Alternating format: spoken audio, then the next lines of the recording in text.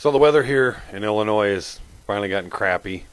We had our first snow, and so it's time to tear into the Jeep and fix all the little stuff. I just bought this early this summer, late spring I guess, and just a few little nagging things that need to be fixed.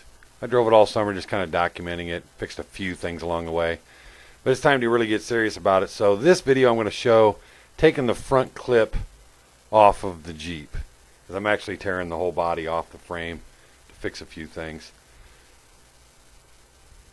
So I've taken the hood off, and the first thing I'm going to start with is a battery, because a lot of what needs to be disconnected up here is wiring. So I'm disconnecting both of the battery cables, and then I'll remove the battery.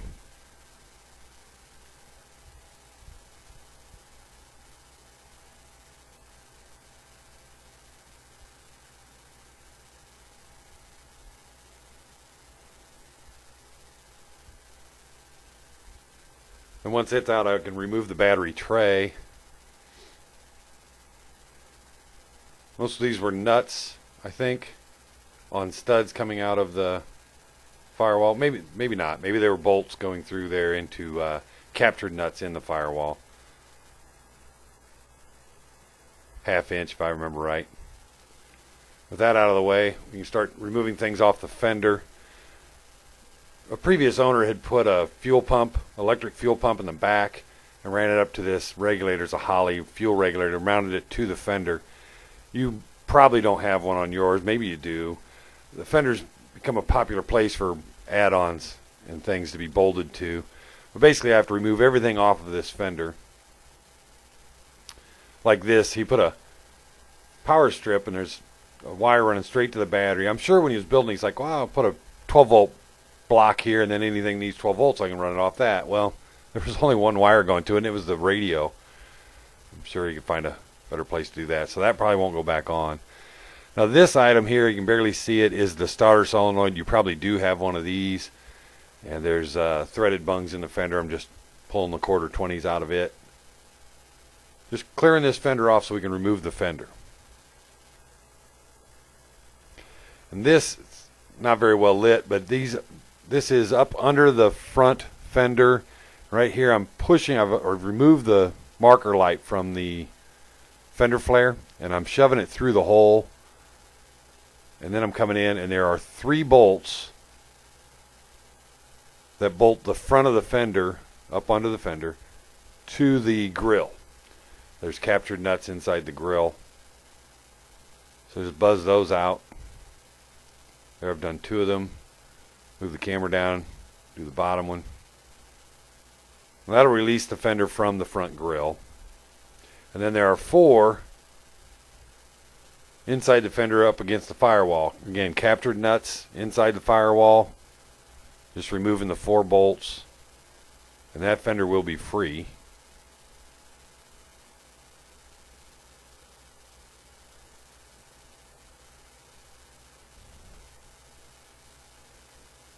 So we can take it off, and that's inner fender, outer fender, fender flare, all that, one big piece. Over to the other side, kind of the same process. Got to remove everything. Over here we got the horn. I've unplugged it, and then took the nut off the back, which removes the horn but also allows you to remove the ground wire. And then there's a bracket down here that held my, this is an automatic transmission, so the trans cooler lines, and then open up the clip to remove the wiring harness. And then the same thing as the other fender, remove the marker light, shove it through the hole. The bulb and socket will fit through the hole in the fender,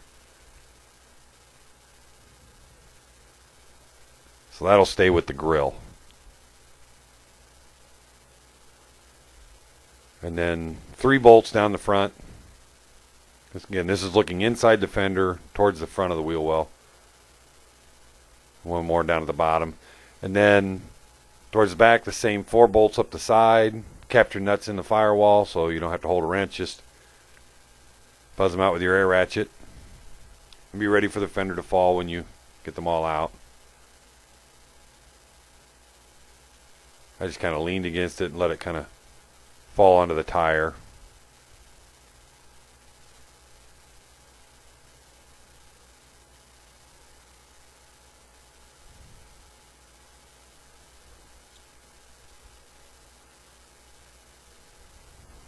It's not hard, making real progress. Before we remove the grill, and I'm going to remove the grill, radiator, fan shroud, all that in one piece, we've got to drain the antifreeze. Then we'll remove the hoses. So there'll be an upper radiator hose and a lower radiator hose. And then, since this was an automatic and it has a transcooler, we'll have to do the transcooler lines too. That's the lower radiator hose.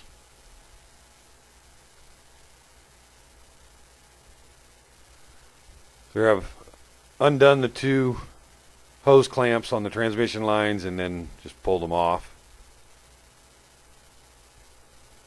And then there's one body mount in the center of the grill assembly.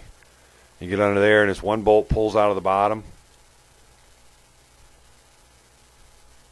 And then up top there's the braces that go from the firewall to the grill assembly. Just have to loosen the nuts on those and then they pull out of the side. And then I forgot the front differential breather. So I go to lift it here and oh, not so fast. So I got to take that clip off. There's a tube, a hose that runs up to a little filter from the differential so the differential can breathe, but it's not down in the water when you're out in the creek.